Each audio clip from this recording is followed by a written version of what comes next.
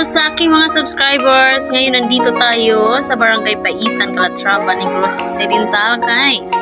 So ngayon makikita natin dito, maraming unggoy dito sa tabi ng kalsada. Oh, ayan, may tumatalon pa. So dati guys, ang lahat ng mga unggoy na ito ay hindi pwedeng lapitan dahil kapag ikaw ay lumalapit ay kung ano ang makikita sa iyo. Halimbawa, nagdadala ka ng cellphone, nakasombrero ka, may dala kang bag, ikaw ay laging handa dapat dahil kapag nakikita nila ito ay kukunin talaga. Kukunin, hablutin nila sa iyo at itatakbo nila doon sa baba. So ngayon, hindi na sila ganon dahil alagang-alaga na sila dito. May nag-aalaga talaga sa kanila, nagpapakain. Ay, naglalaro, oh. Barangay Paitan, Sang Monkey Sanctuary. Yan, may mga unggoy. May mga monkey dito. Ayun. Oh, ayun, naglalaro.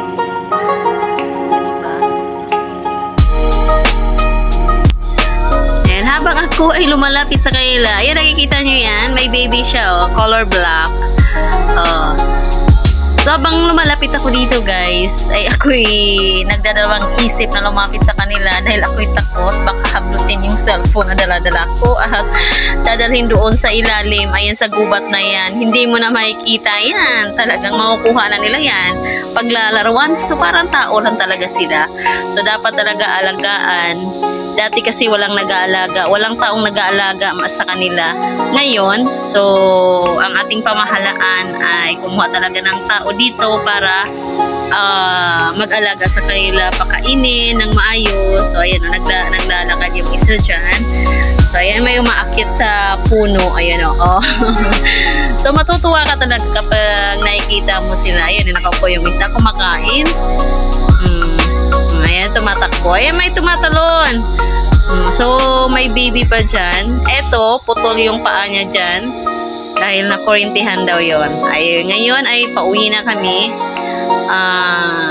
Nagmamadali rin kasi kami pumunta dito. Baka hablutin yung cellphone ko. Eh, kami walang kadala-dala na pagkain dito para maibigay namin sa kanila. Dahil napadaan lang talaga. Hindi namin sadya na makita sila dito. So nang dumaan kami dito ay nakita namin na marami sila sa tabi ng kalsada. Kami ay napahinto lang. So kinuhanan namin sila ng picture. Ayan, ang lugar na ito guys ay napakaganda talaga at napaka-fresh ng hangin. Friska ng hangin dito. So, maganda ang ating takbo dito dahil hindi naman matao, walang sasakyan masyado. So, tuloy-tuloy lang ang ating pagtakbo. So, maliit pa lang ako dito guys, ay talagang ito na yung daan na to.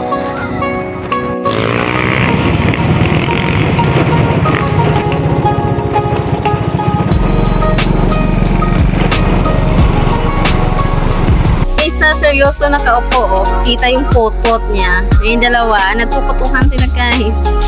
Ayan, pinuputuhan niya yung kasama niya. Ang galing pala sila kumuha ng photo. Makikita nila kaagad. Ayan, naglalaro sila. Tuloy-tuloy lang tayo sa pagtatakbo at tayo pauwi na. Makikita natin ang, ayun ang ganda, di ba? So malapit na tayo makakarating dito sa highway. Kunting tiis na lang, tayo makakarating na sa ating paruroonan guys. So yun, may bundok sa taas. So makikita talaga natin dito kung paano gumawa or inilikha ng ating Panginoon ang ating mundo para sa atin, para tayo ay mabuhay. So lahat ng mga lahat ng mga kagandahan dito sa bundok, lahat ng mga magagandang tanawin na makikita natin ay napakaganda. O, tuloy-tuloy. So, napakaganda dito guys. Nag-iikot kami kasi mahilig talaga ako dito sa adventure. O, kumbaga, adventure lover, Sikiri 5 Vlog, guys.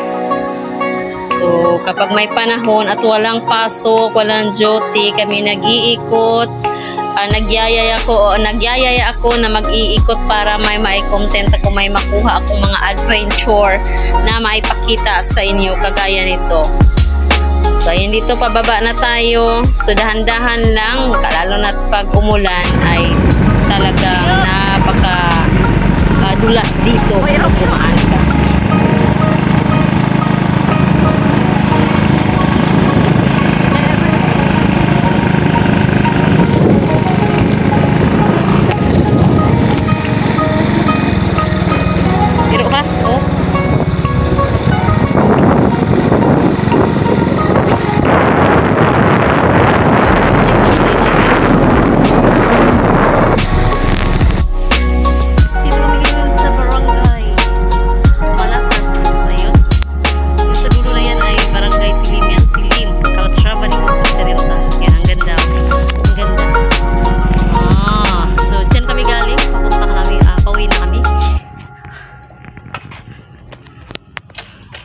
Ayun, oh.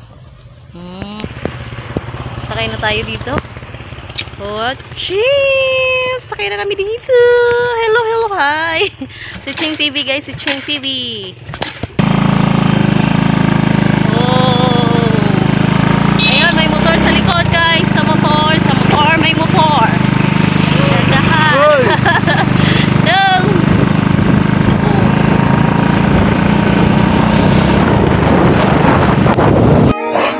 Yan, mga ka-Kirify, kapag kayo ay mahilig sa adventure, so talagang matutuwa ka, as in enjoy mo yung buhay mo kapag makikita mo yung ganito. So dito, guys, walang polluted air kasi nga probinsya, so hindi tayo makakalanghap dito ng hindi magandang amoy dahil dito, ayan, makikita nyo naman na napakaganda ng ating paligid, guys.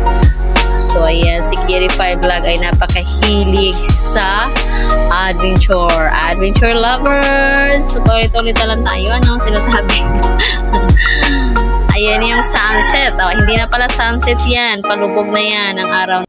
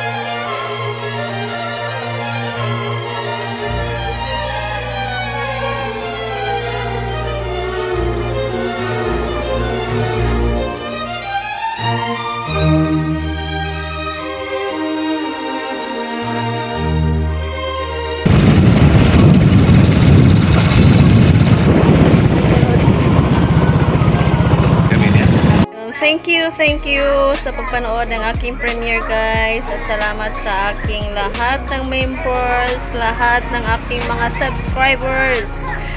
Ayun, noon sa video na yan ay doon kami galing, pumunta kami doon sa maraming unggoyan, so napadaan kami doon at kami huminto. So ngayon ay nandito na kami sa aming bahay, nakauwi na. Ayun, thank you so much, bye, God bless everyone.